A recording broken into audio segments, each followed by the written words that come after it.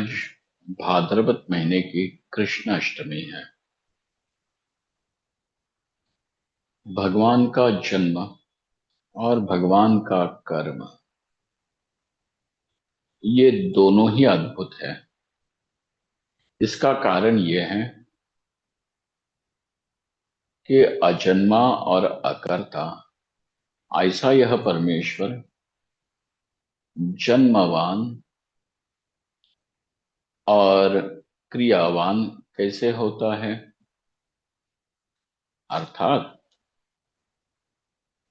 यही बात अब भगवान अर्जुन को बताते हैं, क्योंकि अर्जुन का प्रश्न ही यह है कि कृष्ण, तुम्हारा जन्म होता हुआ दिखता है और तुम कर्म करते हुए भी तो दिखते हो।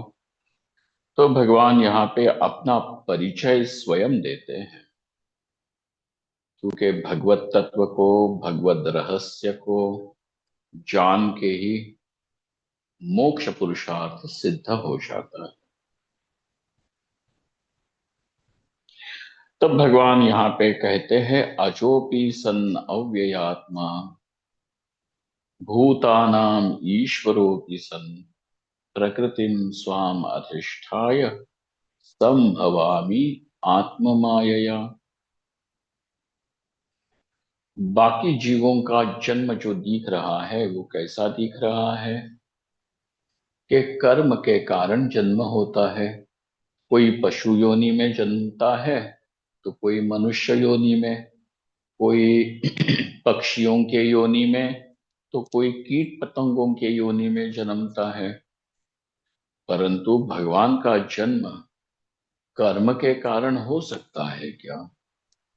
तो ये भी बात भगवान आगे कह देंगे कि कर्म तो भगवत तत्व को स्पर्श ही नहीं करता।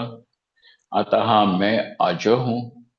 अज का अर्थ ही होता है अजन्मा, अनक्रिएटेड, कहीं से किसी भी प्रकार से कभी भी उत्पन्न जो न हो, वह अज।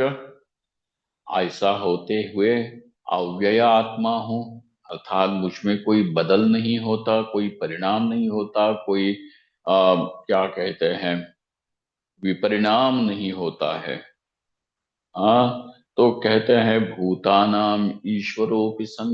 और तीसरी बात यह है कि इन सारे भूतों का मैं ही आश्रय स्थान हूँ, ईश्वर हूँ।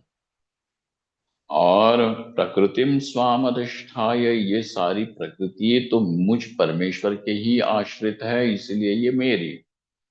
और अधिष्ठाय संभवामि आत्म मायया, वो अपनी ही माया से प्रकट हो जाते हैं। और माया से प्रकट होने का अर्थ यही है कि अजन्मा होते हुए भी जन्म दिखे, अकर्ता होते हुए भी कर्म दिखें। तो इसका अर्थ यह है कि एक वास्तविकता है और एक माया के द्वारा दिखने वाला कार्य है। वास्तविकता भगवान का स्वरूप अकर्ता, अभोक्ता, निरभ्र है, अज है, अव्यय है।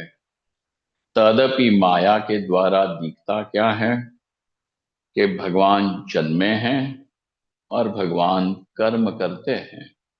परंतु ईश्वर का जन्म भी नहीं और कर्म भी नहीं, केवल माया के कारण जन्म और कर्म प्रतीत होता है।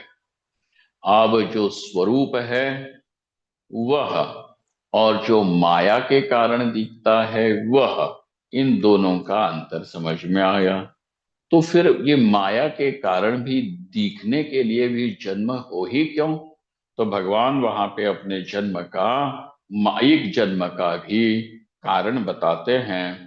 परित्राणाय साधूनाम विनाशाय च दुष्कृताम धर्म संस्थापनार्थाय संभवामि युगे युगे।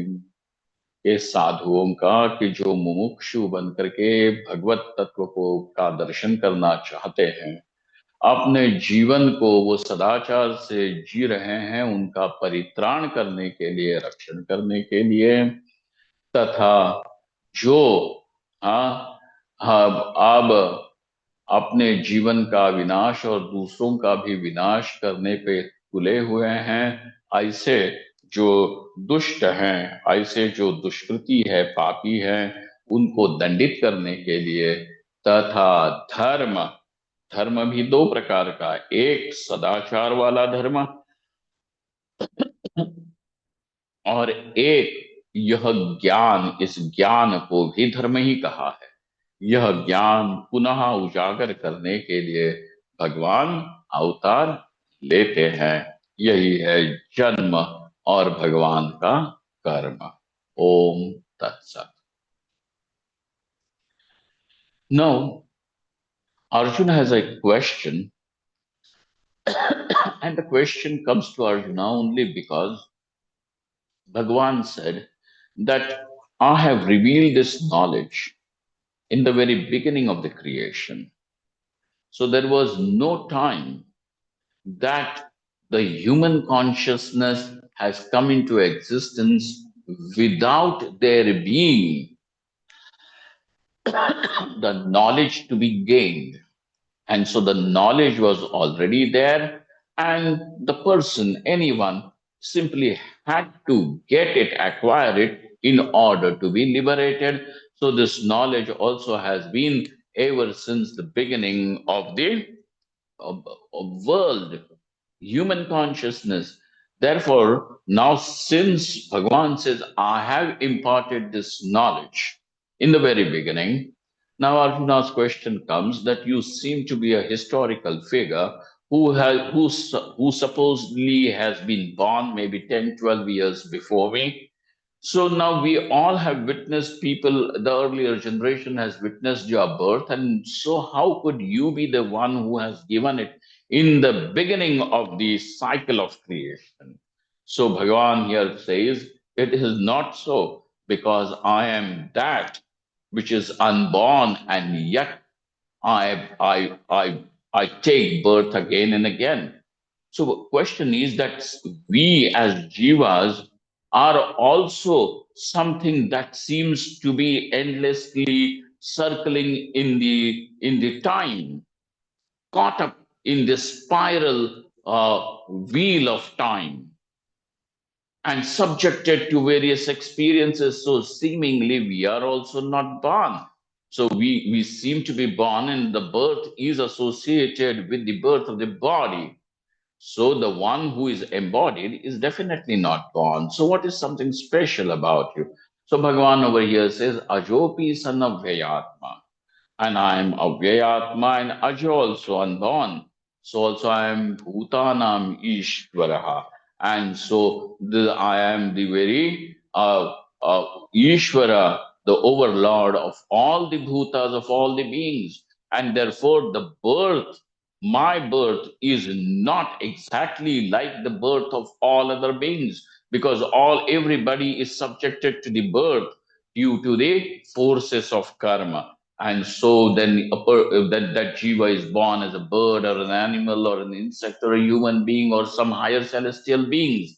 Irrespective of that, but everybody is born because of the karma. But over here, Bhagavan says, my birth is not for that. Because of that, so my birth is, though I am unborn, seems to be happening only out of Maya. And that is my will. And why do you will to take birth?